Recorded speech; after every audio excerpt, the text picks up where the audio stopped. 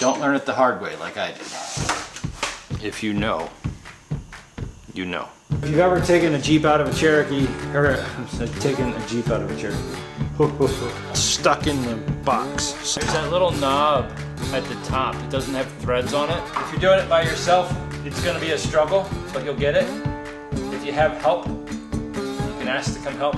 If you get it into place, you can have somebody else run the bolts in.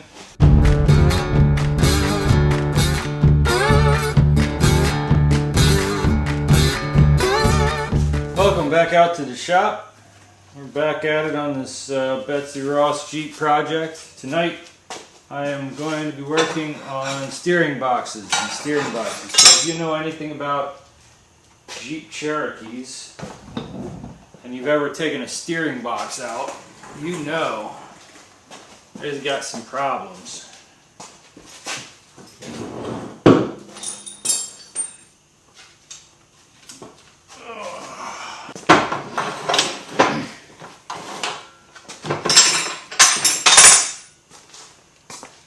If you know, you know.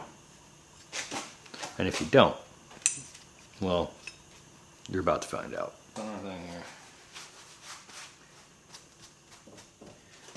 If you're just joining us, my name's Mark. This is the Betsy Ross Jeep that I'm building for my daughter. It's been a while since my last episode. I think this is episode 30. It's been taking a lot longer than we anticipated, but life gets in the way and that's okay. So, tonight I'm going to try to get the steering box back in, or at least ready to go back in, and I'm going to talk to you a little bit about why that's an issue. So, this is a steering box spacer, and what it does is it mounts to the steering box like so, and unfortunately it's made out of aluminum. And if you know anything about aluminum, which I don't know a whole lot, but basically... when you put aluminum and steel next to each other, they tend to corrode, and that's kind of what's happened here. What will happen is the bolt will get rotted or corroded into that aluminum like that. Actually, it's right with the thread, so it's actually like right there. And then you can't get in there to clean it. You can't get penetrating oil into it. So when you go to take this bolt out, it just snaps off, or in our case it snaps off and then still breaks the steering box spacer. So if you've ever taken a Jeep out of a Cherokee, or taken a Jeep out of a Cherokee, if you've ever taken a steering box out of a Cherokee and been left with this and been frustrated, well, yeah, you're probably here because of that. Anyway, so there's a couple different options that you can do to replace it. This is my preference. This was made by a friend of mine. It was copied off of a template. You can buy them. There's several different manufacturers that make them, but it's basically a steering box spacer strengthener. So it integrates with the frame with an extra hole. There's some earlier models of Jeep Cherokees that the frame will crack right around the steering box. If you have that problem, this is the solution for that. It's a piece of solid steel. It has the spacers in it, and then it just goes right on there like that, and then it also connects to another bolt in the frame. So there's that. But if you're a hoarder like me, I have one that I successfully extracted, and you can kind of see, I don't know if you focus, come on, you can see the corrosion in there. What we're going to do is we're going to clean that out a little bit and put some Never Seas in it so that it doesn't do that again, or at least not for a long time. And we might swap it out for one of those heavier duty ones in the future, but for now, since I have this, I really don't want to, but I'm going to put it back in. So, alright, the next problem that leaves is on your steering box. Oh, come on. Give it. It leaves the back end of the bolt stuck in the box. So the first order of business is to get that sucker out. Oh, and look, it's the Z stamped box. So it's good. We'll put it back in. first thing I'm going to do is I'm going to shoot that guy with some penetrating oil. Next thing I'm going to do is I'm going to get it good and hot. Not hot enough to damage the seals in the box, but hot enough to come out.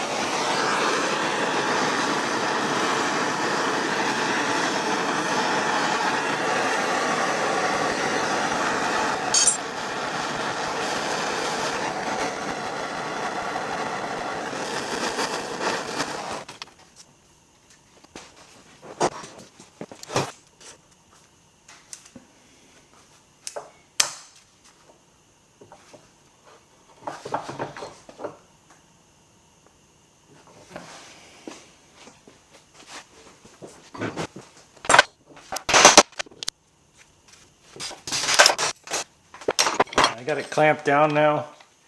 It's giving me a good sized fight, but we're going to put a little more heat on it and try it again.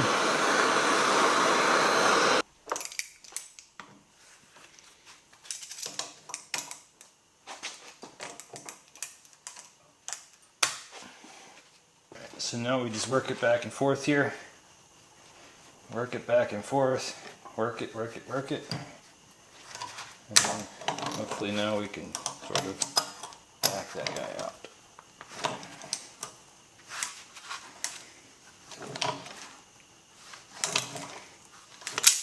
Put a little bit of penetrating oil in there.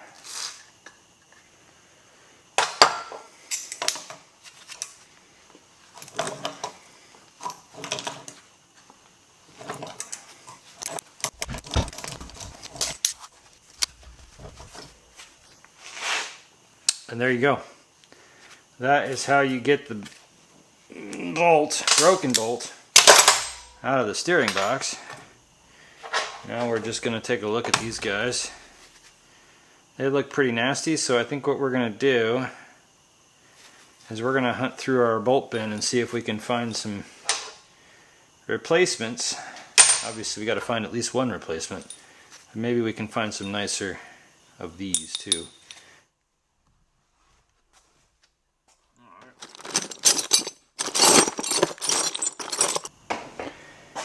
Okay, the bolt bin bore no fruit, so we are going to grab our Ugga Duggas and we're going to go to the future bolt bin stash, aka Parts Jeep.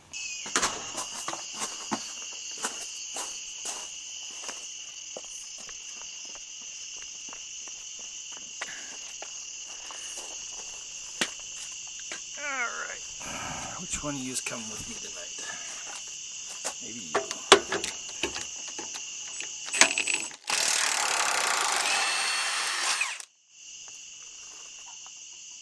ought to do it.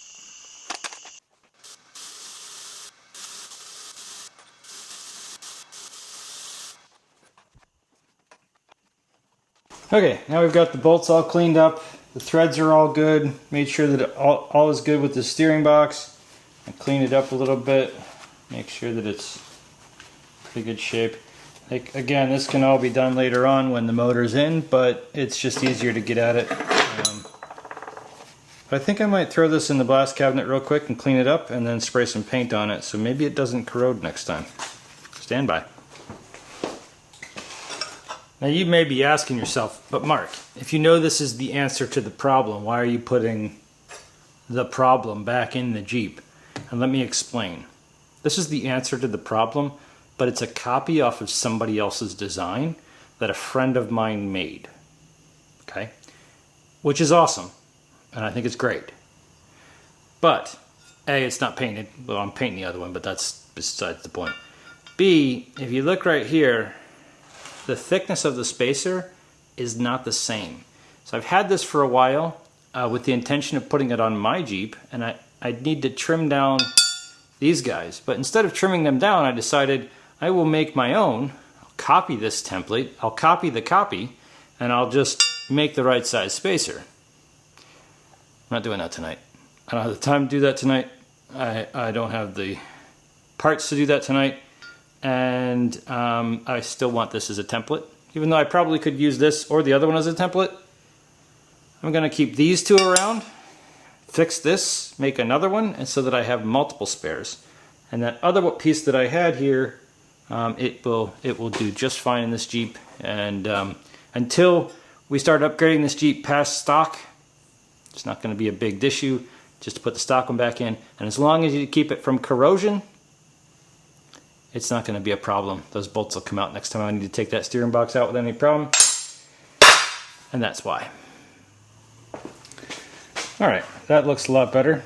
And if you're ever curious about what the Mopar part number is, now that I knocked all that junk off, you can see it right there. Well, no, maybe you can't. I don't know. Lighting's bad. Anyway, it's cleaned up.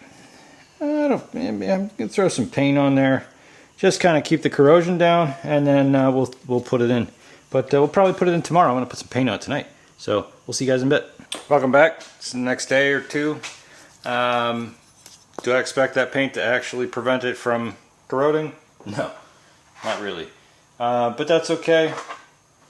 We're going to put it on there and live to fight another day. Put some anise in here, and let's slap this guy back in the Jeep. As you can see, this is a pretty tight spot in here, and when the engine's in there and you're crawling underneath of it, it's really pretty hard to get to. So if you're working on your Jeep and it has an engine in it and all the front end on it, it might be a little bit difficult. Maybe this helps you see what it looks like under there and help you get it going. So first thing that I want to do when I do this, especially if everything's in there, is I take the spacer and I put it in the spot. And then I run the bolts through so there's just a little bit of head showing there. And there's that little knob. Well, let me show you. There's that little knob at the top that doesn't have threads on it on the factory bolts. If you're using an aftermarket bolt, that might not exist. But that little knob, if you stick that out, it'll help locate the steering box because it's going to be kind of heavy. And you want something to help you get it in the right spot when you're holding it up there.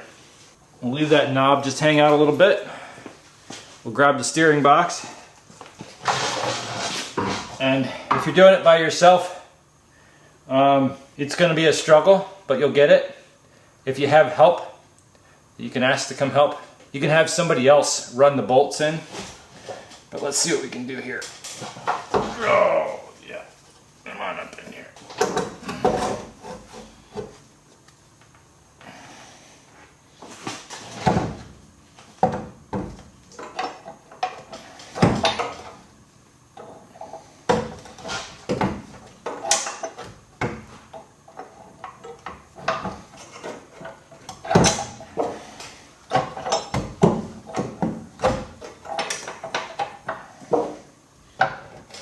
We got one. The other. There we go. And then the third. Alright, I think that'll hold. That's it. While we go get our wrench. So, there we go. It is really difficult. Even this is easy compared to doing it while everything's in there. But we got it in. Now let's get our wrench and snug it up.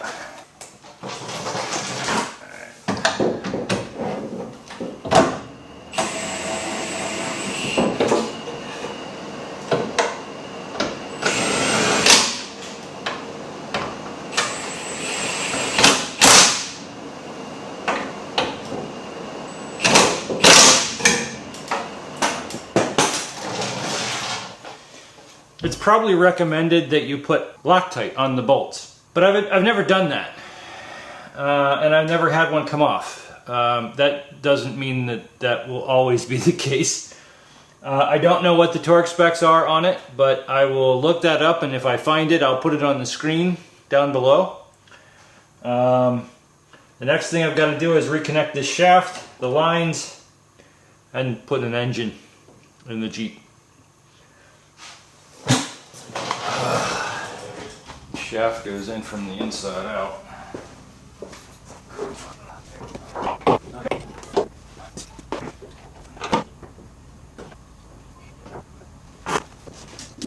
Still all the way out. Come on.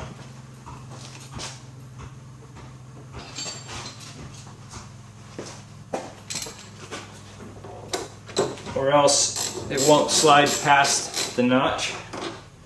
And there's a flat side on the shaft that that keeps it centered, so you know where to put it on there by that flat side, so you can't like accidentally get it not straight. On the Jeep ones, there might be other ones that don't have that notch, but this one it does have it. So I'd love to bring you in close, but you don't fit in here. So similar thing in here, there's just a notch for the bolt, and then there's a flat side. It's kind of like a larger groove. It's hard to describe, but it keeps it all aligned. So our steering wheel is in sync with our steering box and all that jazz. One thing that you should be careful of is if you do take the steering shaft out, don't let your steering wheel spin past 1 or 2 rotations and get it back to center. Try to keep track of that, because if you let it spin, there's a thing in here called a clock spring. That clock spring, if you spin it too many times one direction or the other, it'll pull it apart, and that'll make your horn, your cruise control, your airbag, and anything else that's on the steering wheel, if you have anything else on the steering wheel, that'll make them stop working. And that's a pretty expensive part. The ones with cruise control, like this one has, more expensive. So I don't know if this one's any good, but we'll find that out later. Just a thing for you guys to watch. If you're doing this at home, watch out for the clock spring. Don't let it spin. Turn it off, take the key out, and that'll lock it so that it can't just sit there and spin. Don't learn it the hard way like I did. Now we just have to press this seal back in there. Good to go. But I think that's it for now. It's today, and hopefully tomorrow I'll get you guys this video so you can see what we've been working on.